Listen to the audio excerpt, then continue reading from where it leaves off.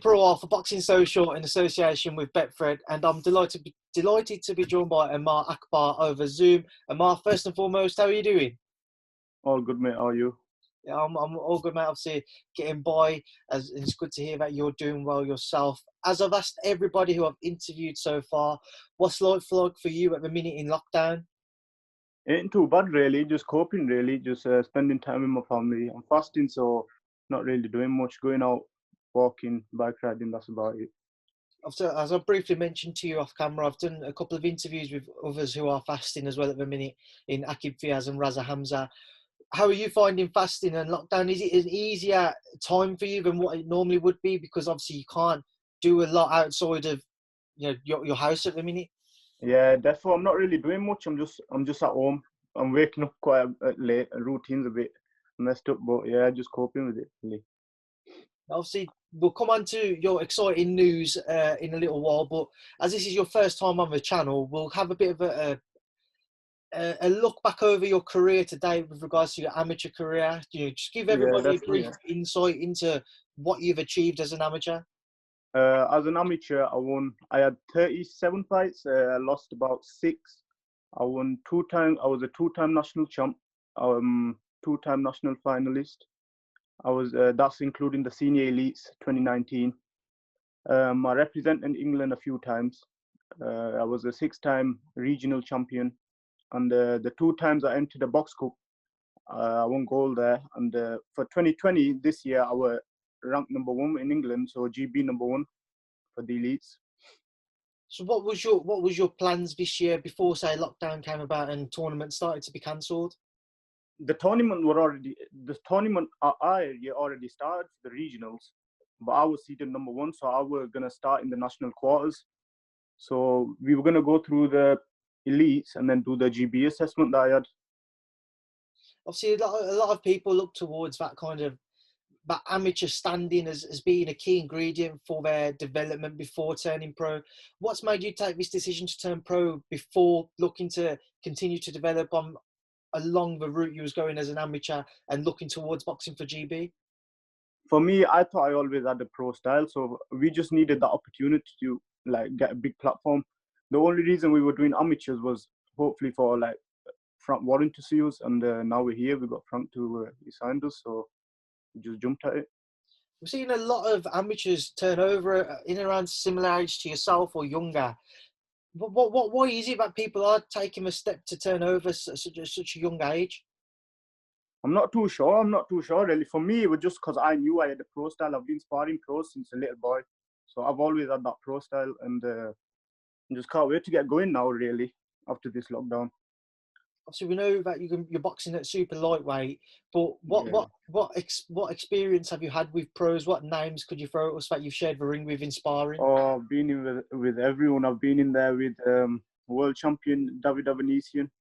Okay. I was sparring him for Josh Kelly fight. Me and Tyrone Nurse. Yeah. I've done loads of rounds with Tyrone Nurse. He was British champion. I've done few rounds with WBA number 1 Jack Cottrell. Kes Ashfaq, Olympian. Tommy Coyle. Who else is there? List just goes on and on. I've just been in there with everyone and anyone. Atif Shafiq. So many big fighters. Yeah. So I'm used to the pro game, really. I'll say I've been sparring pro since 15, 16. Bloody hell, the biggest one of all, Josh Warrington. I was going to mention and ask if you'd spar Josh because I know he's close to where you are. I sparred him at about, I think I was 15 or 16. Oh, yeah, so. I mean, when you are 15, 16 and you spar somebody like Josh, granted back then he wasn't a world champion, but when you know that he's pushing for that, he's on the cusp of world title opportunities, what's that experience like for yourself at such a young age? Definitely, it gave me a lot of confidence. It gave me a boost, especially for when I was sparring amateurs, and it just gave me a massive boost saying that I'm in the ring with who's now a world champion. Really, it's a dream come true, really. Because I look up to fighters like that. One name you did mention there, and I don't want to sway too much from yourself, but just whilst you've mentioned him, David Avanesian, you mentioned you were sparring him ahead of his bout with Josh Kelly. What was that sparring like? What was David looking like? Very good. Very good. He were aggressive. He were aggressive. It would have been a very, very good fight. Josh Kelly's a top talent and all. So it would have been a very good fight. Either way, it was a 50-50 fight. 50-50 fight. So yeah, it was a good experience for me. Who's given you? Who do you think's given you the toughest experience in sparring? Toughest experience. I'd say David Evanesian is the best. I think is the best I've been in with. Well, he was a WBA world champion, European champion. Plus he's a welterweight. So when I was sparring him, I was walking around at about 66 kg. He was about 72. But it's experience, money can't buy, can it? So it's just, yeah, I had to do it really. And the opportunity come, I just took it. Well, how do you think their fight would have played out if it had gone ahead? You know, Josh Kelly versus David Evanesian. Well, I watched the Josh Kelly fight against that what's his name? Sugar Ray Robinson. Yeah. And I seen him. He got a bit tired in the later rounds. That's what I seen. I don't think you should do that against Evanesian. You need to be 100% fit because he comes at you for 12 rounds. It would have been a good fight. Just tell everybody about your news without needing me to have to tell. I've signed up with one of the biggest promoters and one of the biggest platforms in the world. Probably one of the biggest promoters ever, Frank Warren. So yeah, I can't wait to get my journey started now. Talk to me about how that all came about then. How did Frank reach out to you? Through a good friend message you saying, what you're doing with amateurs, you're still turning over. And so he just said, send me a record and send me what you've done as an amateur. And next thing you know, he come back with a Frank Warren deal. I sat down with my family and for me, it was a no-brainer just to turn over because I've always wanted to do that. The deal was good too. I couldn't refuse the deal. It was a good deal. So yeah, just took it. I'm sure once people had got wind that you was considering turning professional, you'd have had other offers on the table. How easy was it just to settle with Frank? Who else was you kind of considering, or who else kind of tried to sway you to sign with them? We were in talks with David Colwell, but we wanted Frank. Frank Warren's probably the biggest out there, and the deal was too good to refuse. So yeah, we just went with Frank. So what plans has Frank put in place for you then? How does he kind of see your career developing? At the moment, we haven't really had talks. After this lockdown, hopefully, we're going to go down, have a meeting, we're going to talk with him. But yeah, hopefully get a few fights in. That's the plan anyway. It's an interesting time to sign your first professional contract with a promoter simply because we're in lockdown. You know, you've signed it, which will be great news for yourself, a relief, you know, the pressure off your shoulders. But at the same time, you can't kick on now. You can't progress. You can't get stuck into the professional ranks. What made you think sign now, knowing that you couldn't fight yet? For me, it was like this opportunity is on the table. If you decline it now, what if it never comes again? And I just believe in timing, and I just believe that the time was right now to take it. So just talk to people then about your style. What should people expect when they see you in the ring? I can box all styles really, front foot, back foot, everything really. Exciting style. I can have a little fight if I want to and all. So yeah. How do you anticipate your journey playing out? I wanna, at the end goal, obviously, I want to be world champion. Anything less is not really good enough. And I think every fighter should be believing like that. If not, they're in the wrong spot, aren't they? A lot of amateurs, when they turn over at such a young age, they all have that similar mindset, that similar ambition. They want to reach the top. They want to achieve world title glory. What in the end do you think separates the guys who just say it and the guys who achieve it? I think it's the fighters who stay dedicated 24/7. The champions train all year round.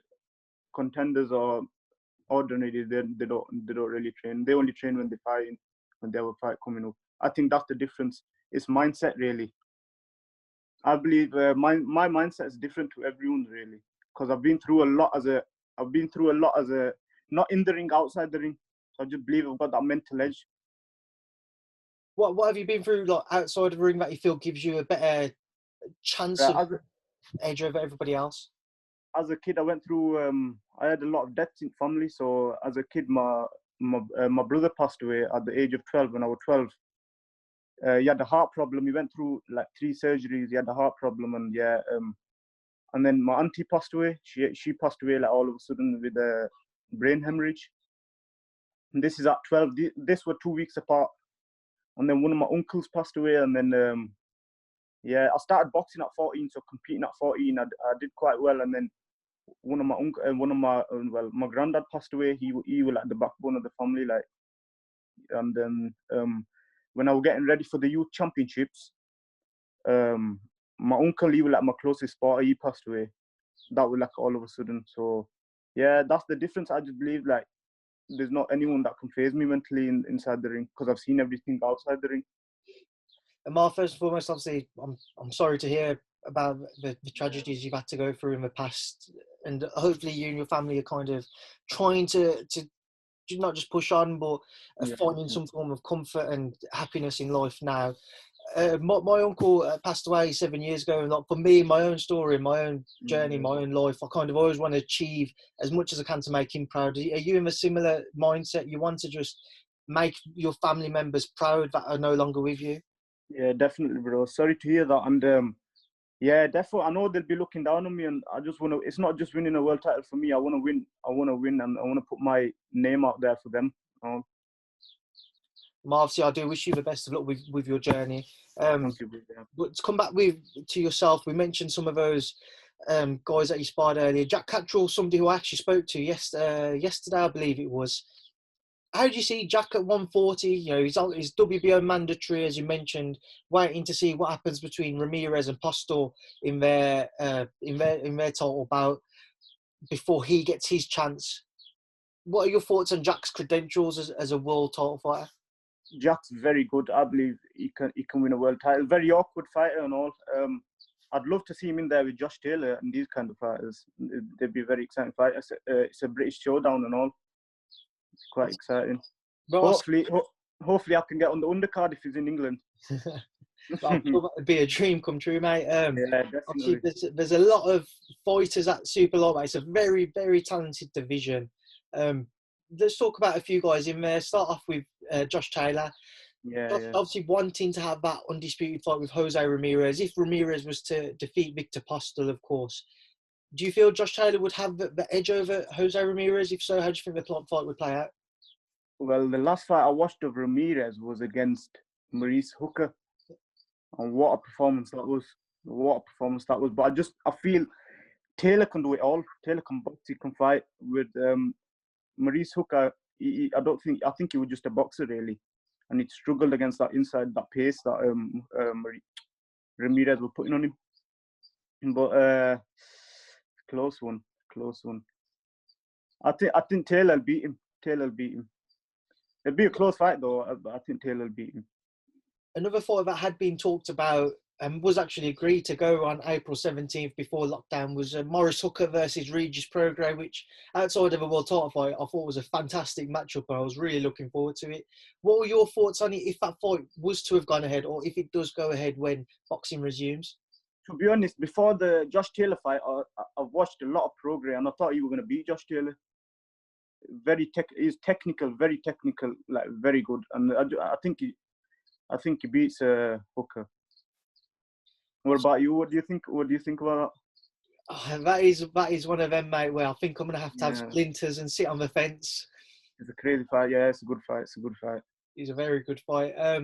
Obviously, you also mentioned, you sparred with Josh Warrington. Josh, again, somebody I spoke to, I think it was last week now. He has such a burning desire to be the best. He just wants to challenge everyone he can. Everybody knows about the run of fights he went on with Selby, Frampton, Galahad. A very difficult route to go down, but he come through it victorious through all of it. What are your thoughts on Josh's standing in the featherweight division? Who do you think would pose him the biggest challenge? Josh, he's up there, and he's a world champion, and he's not scared to fight anyone. And for me, I believe Shakur Stevenson, one of the best coming talents.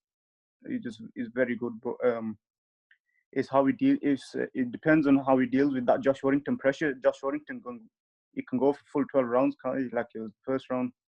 that's the difference between him and everyone else, really.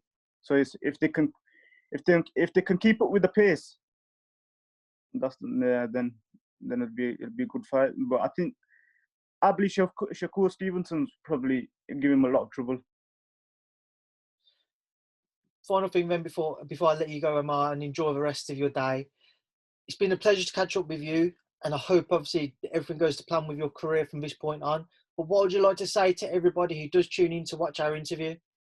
I just want to I just can't wait to start this journey, and it's going to be an exciting one. And I just want to give a big shout out to Team Akbar for everything they do, watching me over like on social media, supporting me, coming to watch me fight. And I just want to give a big shout out to my sponsors, Somnia Beds and Sofa Kings. Yeah, that's all I've got to say.